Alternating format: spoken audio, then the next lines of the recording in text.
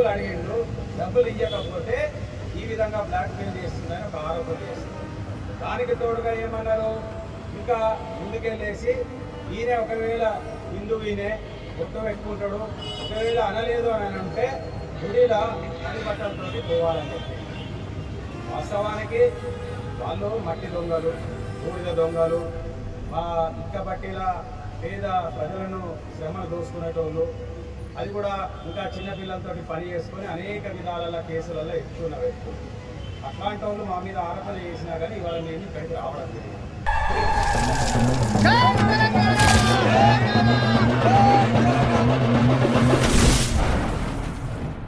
కాటేరమ్మ రాలేదు కానీ బదులుగా కొడుకుని పంపించిందమ్మా.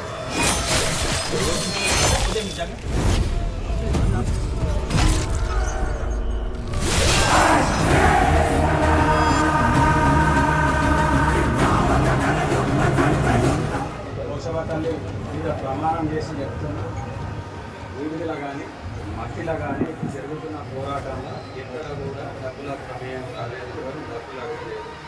అవసరమైన ఆరోపణ చేస్తారు. ఆ ఆరోపణను కూడా నేను నిరూపించుకోవడానికి ఒక బూడిద దొంగ, ఒక మట్టి దొంగ, ఒక అవినీతి ఎమ్మెల్యే చేసినటువంటి ఈ దానికి నేను నిరూపించుకోవడానికి సిద్ధమై హిందువుగా కావచ్చు నా బొట్టు మీద కూడా కామెంట్ చేసి దీని మీద ప్రమాణం చేసి నన్ను నమ్మే నా మనుషుల మీద నా ఫ్యామిలీ మీద ప్రమాణం చేసి కొబ్బరికాయ కొడుతున్నాను.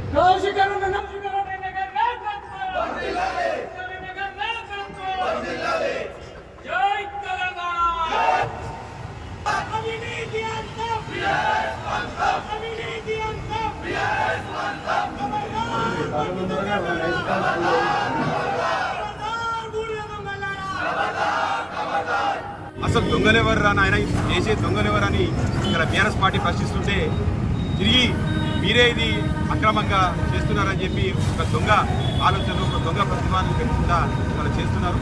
ఇది అందరూ కూడా ప్రజలు గమనిస్తున్నారు. ఎలక్షన్ ముందు కూడా దొంగ నాటకాలు ఆడి దొంగ ఏడుపులు ఏడ్చి ఇవాళ గెలిచిన ఎమ్మెల్యే ఇవన్నీ చేస్తున్నారని కూడా ప్రజలందరూ కూడా నమ్ముతున్నారు.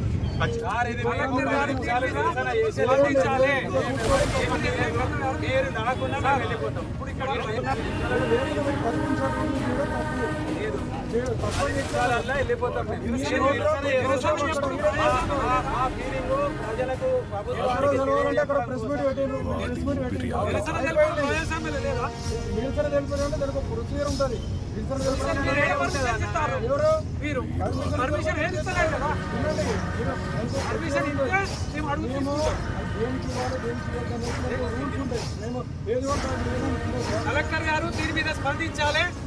ఇక్కడ రామశంలో జరుగుతున్నటువంటి విషయం పైన విచారణ చేయాలి. మట్టి మీద జరుగుతున్నటువంటి విషయం పైన విచారణ చేయాలని ఇలా మేము దీనికి పోలీసులకు కూడా మేము సహకరిస్తున్నాం. దీని మీద తప్పకుండా స్పందించాలి.